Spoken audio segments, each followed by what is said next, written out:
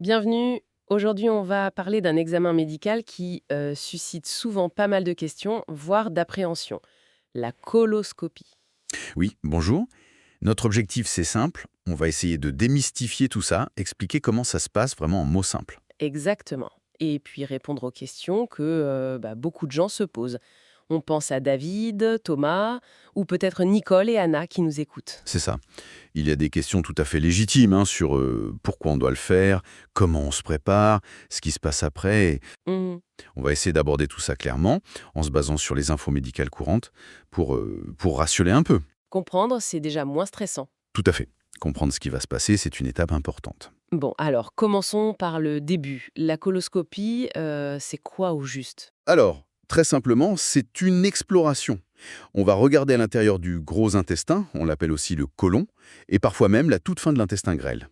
Comment on fait ça, Sam? On utilise un appareil qui s'appelle un endoscope. C'est un tube, souple, avec une petite caméra au bout. Et on l'introduit par l'anus pour voir les parois. D'accord, on regarde. Mais pourquoi regarder David, par exemple, il se demande peut-être pourquoi son médecin lui a demandé ça. Ben, il y a plusieurs raisons principales. Souvent, c'est pour trouver la cause de symptômes digestifs. Quel genre de symptômes? Des douleurs au ventre, qui durent. Des problèmes de transit qui changent, vous savez, une constipation qui apparaît, une diarrhée qui ne passe pas. Ou du sang? Ou du sang dans les selles, oui. Que ce soit du sang rouge vif ou alors du sang noir digéré qui indique que ça a saigné plus haut. Donc chercher une explication quand quelque chose ne va pas. Voilà. Mais il y a une autre raison qui est fondamentale, c'est le dépistage et le retrait des polypes. Les polypes, on en entend souvent parler, c'est quoi exactement? Ce sont des petites excroissances, un peu comme des petits champignons, qui poussent sur la paroi à l'intérieur du côlon. Et c'est grave. Le problème, c'est que certains de ces polypes, pas tous, mais certains, peuvent avec le temps évoluer et se transformer en cancer colorectal. Ah, donc l'idée c'est de les trouver avant qu'ils ne deviennent dangereux. Exactement. Et c'est là le grand intérêt de la coloscopie. Non seulement on peut les voir, mais on peut aussi les enlever directement pendant l'examen. On les enlève pendant qu'on y est. Devant ces polypes, on empêche le développement potentiel d'un cancer. C'est vraiment un examen de prévention active. C'est puissant comme approche quand même. Tout à fait. C'est un des rares examens qui fait le diagnostic et le traitement préventif en même temps. On peut aussi faire des biopsies. Des biopsies. Oui, on prélève de tout petits bouts de la paroi, vraiment minuscules, pour les envoyer au laboratoire. Ça permet de diagnostiquer des maladies inflammatoires comme la maladie de Crohn ou la rectocolite hémorragique. D'accord. Et enfin, c'est aussi un examen de surveillance. Pour les gens qui ont déjà eu un cancer, qui ont une maladie inflammatoire connue ou des antécédents familiaux importants de polypes ou de cancer. Ok, c'est très clair. Voir et agir si besoin. Abordons maintenant ce qui préoccupe souvent le plus, la préparation. Nicole se demande si c'est si difficile que ça. Ah, la préparation. Oui, elle a sa réputation. Mais il faut vraiment comprendre pourquoi c'est si important. Pourquoi? Pour que l'examen soit utile, pour que le médecin voit tout, absolument tout. Le côlon doit être parfaitement propre, vide et propre, Impeccable. impeccable. La qualité de la préparation, ça détermine directement la qualité de l'examen. Si le côlon est mal préparé, on risque de ne pas voir des petites lésions, des petits polypes. Et l'examen perd beaucoup de son intérêt. D'accord, c'est la condition numéro un pour que ça serve à quelque chose. Alors comment on fait cette préparation? Il y a deux parties principales. D'abord, un régime alimentaire spécial, qu'on appelle régime sans résidus. Sans résidus, c'est-à-dire? Ça veut dire qu'on élimine tout ce qui contient des fibres et qui laisse des restes dans l'intestin. Il faut le suivre pendant les 3 jours avant l'examen. Et on mange quoi alors? On peut manger du pain blanc, des biscottes, du beurre, des pâtes blanches, du riz blanc, des pommes de terre mais sans la peau, de la viande maigre, de la volaille, du poisson maigre, des œufs, Mhm. des bouillons clairs aussi, de la gelée de fruits sans morceaux. Et ce qu'il faut absolument éviter. Alors là, il faut bannir les fruits, les légumes crus ou cuits, le pain gris ou complet, les céréales complètes, les légumineuses, les lentilles, les pois chiches, tout ça. D'accord. Les viandes grasses, les jus de fruits avec pulpe. Pour les produits laitiers, ça dépend un peu des consignes, mais souvent on évite, sauf parfois un yaourt nature ou du fromage blanc maigre si c'est autorisé spécifiquement. Et la deuxième partie de la préparation, C'est le fameux liquide à boire. c'est ça, c'est la préparation laxative. C'est un produit souvent du pleine vue ou un équivalent qu'on trouve en pharmacie, parfois sans ordonnance d'ailleurs. Il faut boire une certaine quantité de ce liquide. Et ça fait quoi? Ça provoque une diarrhée importante pour vider complètement l'intestin. Bon, ce n'est généralement pas douloureux, mais c'est, disons, la partie la moins agréable. On imagine. Comment ça se prend? Le plus souvent, c'est en 2 fois. Une partie la veille au soir et l'autre partie le matin de l'examen. Mais là, attention, c'est crucial. Oui, il faut suivre exactement le schéma, les horaires, les quantités qui sont indiquées sur les papiers donnés par le service d'endoscopie ou par l'hôpital. Ces instructions-là, celles de l'hôpital, elles priment sur tout le reste, sur la notice du produit, sur ce qu'on a pu lire ailleurs, c'est vraiment ça qu'il faut suivre. Chaque centre a ses habitudes, en fait. Exactement. Et dernière chose pour la préparation, une fois qu'on a fini de boire le produit, il faut rester strictement à jeun. C'est-à-dire, Plus rien manger, plus rien boire, du tout, même pas d'eau, et ne pas fumer pendant les quelques heures juste avant le rendez-vous. Souvent, c'est au moins 3 heures avant. est-ce qu'il y a des petites astuces pour que ce liquide passe un peu mieux? Oui, on peut essayer quelques trucs. Boire la solution bien froide, ça aide pour le goût. Ah oui, Utiliser une paille, ça envoie le liquide plus au fond de la gorge. On peut aussi alterner. Un verre de préparation, une petite gorgée d'eau ou d'un liquide clair autorisé comme du thé léger, du bouillon, du jus de pomme sans pulpe. d'accord. Certains trouvent que se pincer le nez, ça aide aussi. Il vaut mieux boire doucement, par petites quantités, plutôt que d'essayer de tout boire d'un coup. Et si on a la nausée? Surtout, ne pas forcer. On fait une pause, 15-30 minutes, et on reprend tranquillement après. Et un petit conseil confort, pendant la diarrhée, utilisez du papier toilette très doux ou même des lingettes pour bébé, ça peut être plus agréable. Bien noté. Passons maintenant à l'examen lui-même. Thomas, comme beaucoup de gens, se demande sûrement, est-ce que ça fait mal? C'est la grande question, et la réponse est plutôt rassurante. Dans la très grande majorité des cas, non, ça ne fait pas mal. Ah bon? Pourquoi? Parce que l'examen est réalisé sous anesthésie générale légère.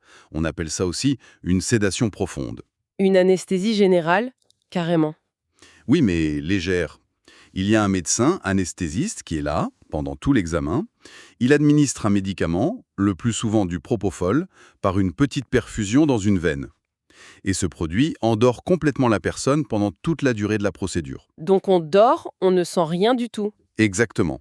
On dort profondément. Et l'avantage, c'est que ce médicament agit très peu de temps. Dès qu'on arrête la perfusion à la fin de l'examen, le réveil est très rapide. Pas d'effet secondaire long. Non, en général, on se réveille vite. On peut sentir une petite gêne, une chaleur dans la veine quand on injecte le produit, mais c'est très passager. Il existe aussi une option où on reste éveillé avec des calmants, la sédation consciente. Mais c'est moins confortable. On peut sentir des gênes, donc c'est moins courant. La sédation profonde, c'est vraiment le standard pour le confort. D'accord. Et une fois qu'on dort, qu'est-ce qui se passe concrètement? Alors, on est installé dans la salle d'endoscopie, après avoir mis une blouse d'hôpital. L'anesthésiste endort la personne. Ensuite, le gastro-entérologue introduit l'endoscope doucement par l'anus et le fait remonter dans tout le côlon. Mhm. Pour bien voir la paroi, il faut la déplisser un peu, comme si on gonflait un ballon. Pour ça, on insuffle un gaz. Du gaz? Oui, avant, on utilisait de l'air normal. Maintenant, de plus en plus, on utilise du dioxyde de carbone, du CO2. Et pourquoi du CO2? C'est mieux. Ah oui, c'est beaucoup mieux pour le confort après. Le CO2 est absorbé très très vite par la paroi de l'intestin et éliminé par la respiration. Alors que l'air y reste plus longtemps et ça donne plus de ballonnement après. D'accord, donc moins de gêne après avec le CO2. Nettement moins. Pendant que l'endoscope avance, et surtout quand il le retire doucement, le médecin regarde partout, très attentivement, il fait des biopsies si besoin, il enlève les polypes qu'il trouve. Et ça dure longtemps, l'examen en lui-même? L'examen seul, c'est assez rapide, entre 20 et 40 minutes en moyenne. À la fin, on retire l'endoscope et on aspire le maximum de gaz. Et après ça, on se réveille? Où ça? D'être bien réveillé et que les effets de l'anesthésie disparaissent. Donc, au total, il faut prévoir combien de temps sur place? Il faut compter plusieurs heures, oui.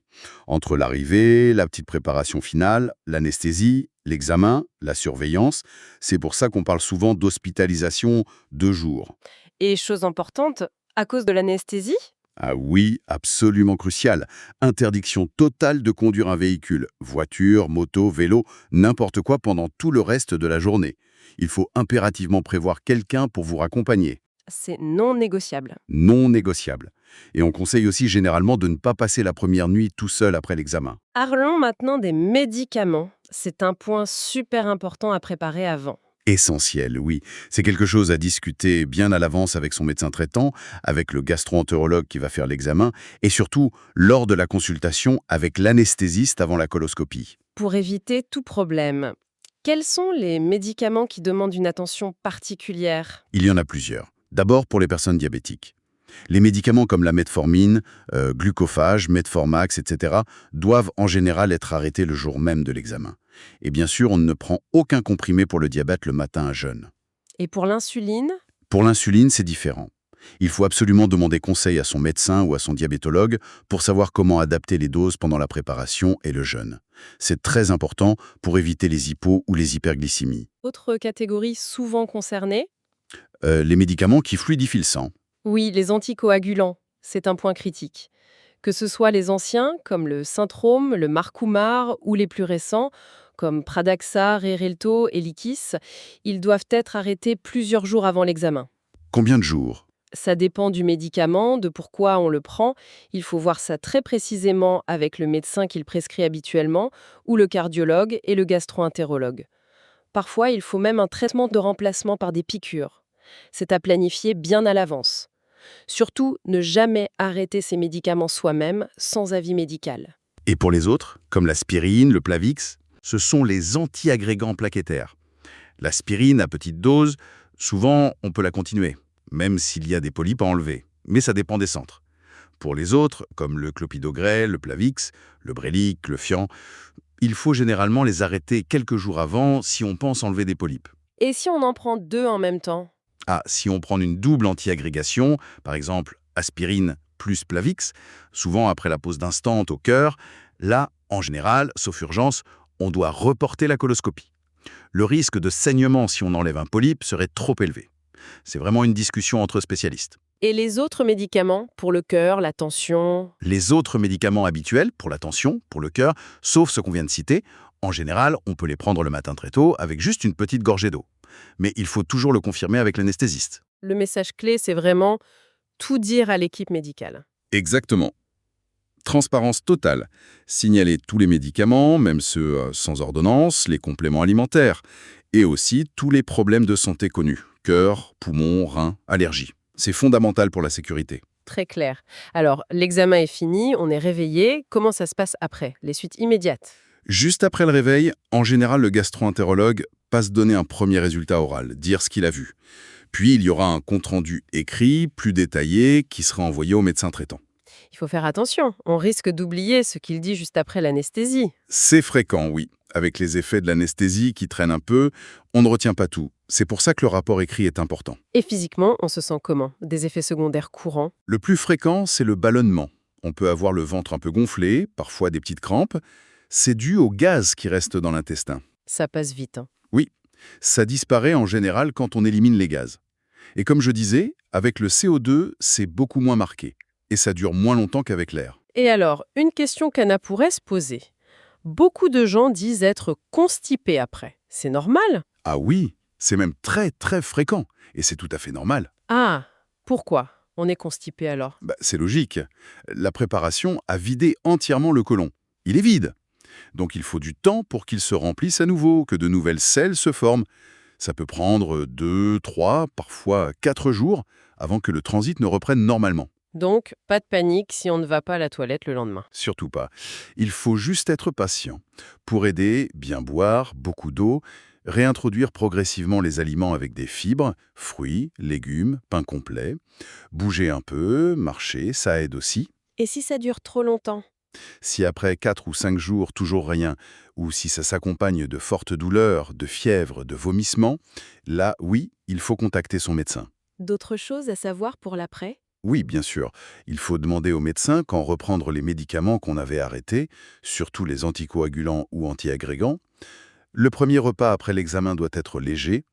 Et puis, il faut s'attendre à recevoir des factures par la poste, pour l'examen, l'anesthésie, et peut-être une facture du laboratoire si on a envoyé des biopsies ou des polypes à analyser. Justement, ces analyses, on a les résultats quand? Et comment on sait si l'examen a été de bonne qualité? L'analyse des prélèvements en laboratoire, ça prend environ une semaine, en général. Les résultats sont envoyés au médecin traitant et on en discute souvent lors d'une consultation de suivi. C'est là qu'on explique ce qu'on a trouvé, la nature des polypes, s'il y a de l'inflammation, et c'est aussi l'occasion de parler du score de Boston. Le score de Boston, qu'est-ce que c'est? C'est une note que le médecin qui fait la coloscopie donne pendant l'examen pour évaluer la qualité du nettoyage de l'intestin. C'est une mesure objective de la propreté. Comment ça marche? Le médecin regarde 3 parties du côlon. Le côlon droit, le côlon transverse et le côlon gauche. Pour chaque partie, il donne une note de 0 à 3. 0, c'est très sale, on ne voit rien. 3, c'est parfaitement propre. D'accord. Le score total va donc de 0 à 9. L'idéal, c'est 9,9. On considère que la préparation est bonne, adéquate, si le score total est d'au moins 6 ou 7, et surtout si chaque partie a eu au moins 2.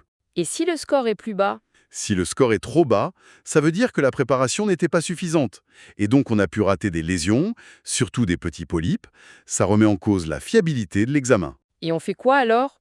Ça peut vouloir dire qu'il faudra refaire la coloscopie plus tôt que prévu, en insistant encore plus sur la préparation. Avoir un bon score de Boston, c'est vraiment essentiel pour être sûr de ne rien avoir manqué. C'est une info importante, ça, pour évaluer la qualité de l'examen. Pour terminer, parlons des risques. Même si c'est courant, il y a quand même des risques, non? Oui, bien sûr. Comme pour tout acte médical où on intervient à l'intérieur du corps, il y a des risques. Heureusement, ils sont rares, mais il faut les connaître. Quel est le risque principal? La complication la plus sérieuse, mais qui reste rare, on parle d'environ 1 cas sur 1000 pour une coloscopie simple, un peu plus si on enlève de gros polypes, c'est la perforation, c'est-à-dire faire un trou dans la paroi de l'intestin. Aïe! Et on s'en rend compte comment? Le signe d'alerte principal, c'est une forte douleur au ventre qui apparaît après l'examen, souvent avec de la fièvre, le ventre qui devient dur. Si ça arrive, c'est une urgence absolue, il faut aller à l'hôpital tout de suite. Et on traite ça comment? Parfois, on peut refermer le trou par endoscopie avec des clips, mais le plus souvent, ça demande une opération chirurgicale et une hospitalisation. Et l'autre risque, c'est le saignement, c'est ça? Oui, l'hémorragie. Ça arrive surtout après avoir enlevé un polype. On voit du sang rouge qui sort par l'anus. Ça peut arriver juste après, mais attention, ça peut aussi arriver plusieurs jours plus tard, parfois une semaine ou même plus après l'examen. Ah oui, quand même. Oui, le plus souvent ça s'arrête tout seul, sinon il faut parfois refaire une coloscopie pour arrêter le saignement avec des clips ou de la coagulation. Très rarement il faut une transfusion ou une opération. C'est pour ça qu'on déconseille de partir en voyage loin juste après avoir enlevé des polypes. Logique. Y a-t-il d'autres risques à mentionner? Il y a les risques liés à l'anesthésie elle-même, surtout chez les personnes qui ont déjà des problèmes de cœur ou de poumons, mais ils sont très rares chez les gens en bonne santé. Et le risque d'attraper une infection à cause de l'appareil est considéré comme quasi nul aujourd'hui. Les endoscopes sont désinfectés de façon très rigoureuse entre chaque patient et beaucoup d'accessoires comme les pinces à biopsie sont à usage unique. Donc, si on résume, les signaux qui doivent alerter après une coloscopie.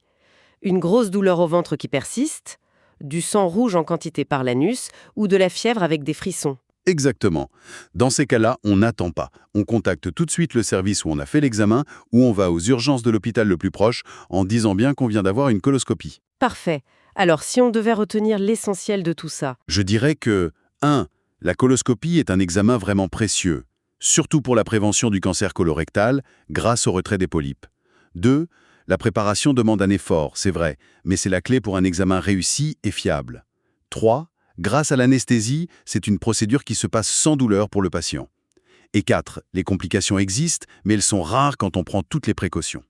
et le plus important finalement, c'est de bien écouter son médecin, de poser toutes ses questions et de suivre à la lettre les consignes reçues, en particulier celles de l'hôpital, qui sont toujours prioritaires. C'est exactement ça.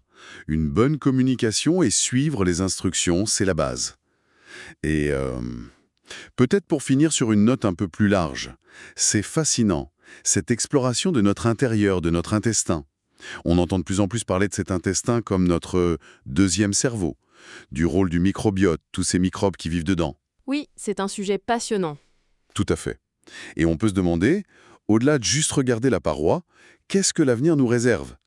Est-ce qu'en analysant plus finement ce qui se passe dans notre côlon, son activité, son microbiote, on ne pourrait pas en apprendre encore bien plus sur notre santé générale, et même sur notre humeur, notre bien-être mental?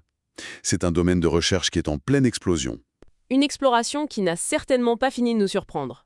Merci beaucoup pour toutes ces explications très claires. Avec plaisir.